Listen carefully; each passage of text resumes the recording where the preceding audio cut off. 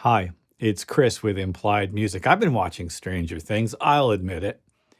And it's delightful to hear Kate Bush's song Running Up That Hill. I've been a Kate Bush fan since, high school, basically. She and I are the same age.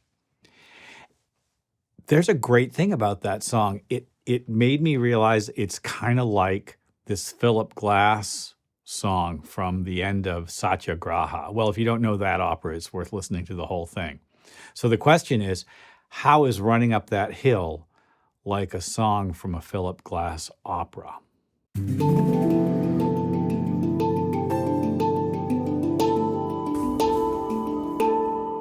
How is it? Well, in music, there's a term called prolongation, and you're actually familiar with it, although you may not know the expression.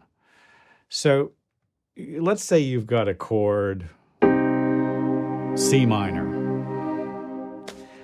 So what Running Up That Hill does is the first thing that happens is that beautiful C and E flat pad, A flat, B flat, C in the bass,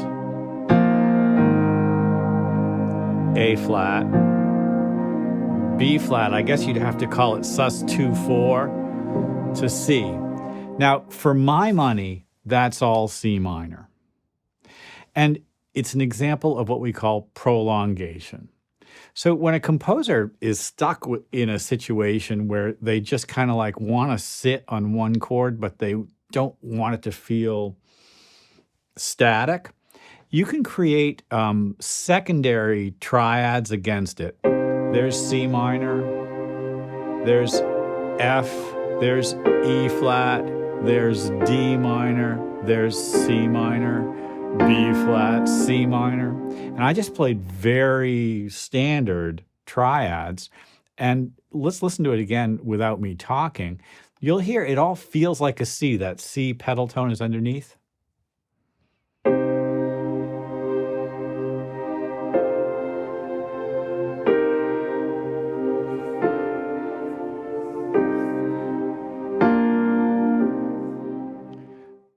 I'll give you another example from, you say, John Coltrane's My Favorite Things.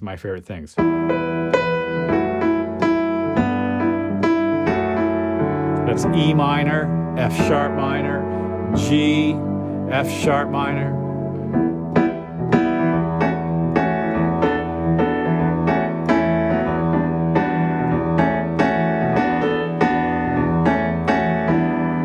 Well, that's not the way. Who wrote the music for My Favorite Things?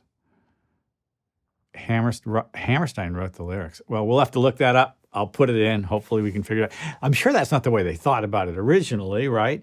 But that sense of like the single chord moving against things, so beautiful. So let's just refresh our memory about Running Up That Hill, and then we'll take a look at the Philip Glass piece that I was talking about earlier. So again, we've got this thing that happens right away, just this pad, and A flat, B flat, sus 2-4, C minor, and of course it works beautifully with that melody. That's 7, 5, 1 in the C, same notes, and that tells me that this B flat is really just a prolongation because the melody is the same, right?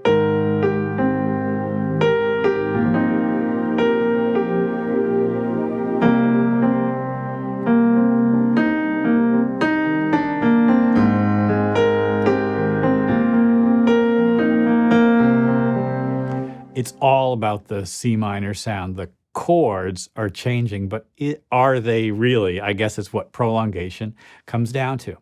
All right, so if you haven't ever had a chance to listen to all of Satyagraha, you are absolved because the thing is long.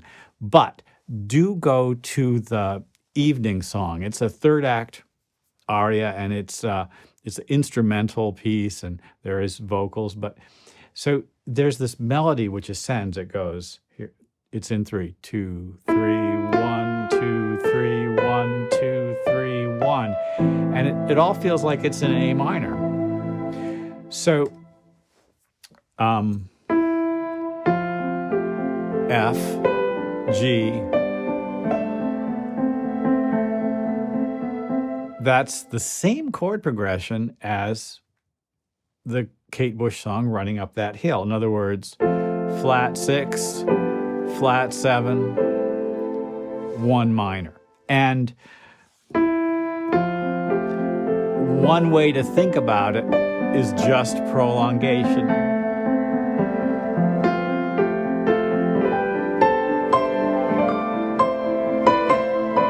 I hear all of this as A minor.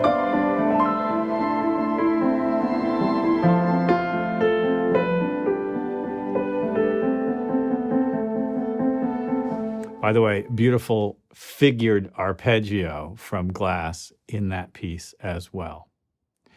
Okay, I'm going to leave you with one last thing, and this is me. I always do this. I go too far. Here we go. I'm going to go too far. So I remember hearing Billy Preston for the first time, and he's drawing from gospel organ traditions, gospel keyboard. So one of the great things that we can do in gospel is I'm in C now.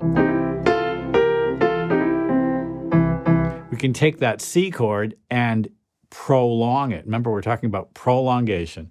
C, D minor, C, D minor, C, D minor, C.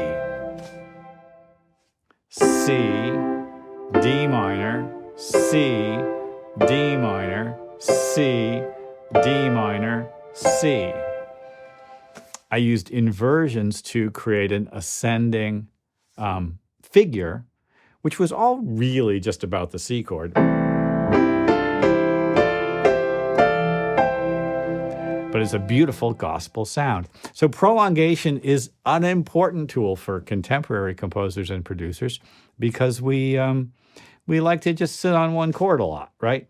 If you're not interested in functional harmony, this is a great way to get harmony. How beautiful is that Kate Bush thing?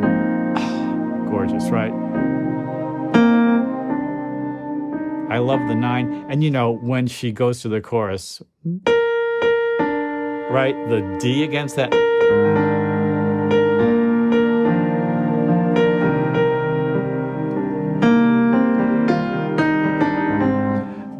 The beautiful tensions in that create lush harmonies without really ever relying on what we think of as functional harmony, no tonic dominant relationships.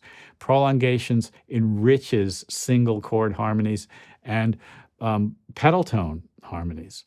Great tool for us. I hope this has been useful. Like and subscribe and ding the bell. We're coming up to like what I think of as kind of a big number subscriber-wise and also view hours-wise. I'm super proud of what's happening with this channel, and I'm very grateful for your attention. I'll see you next time.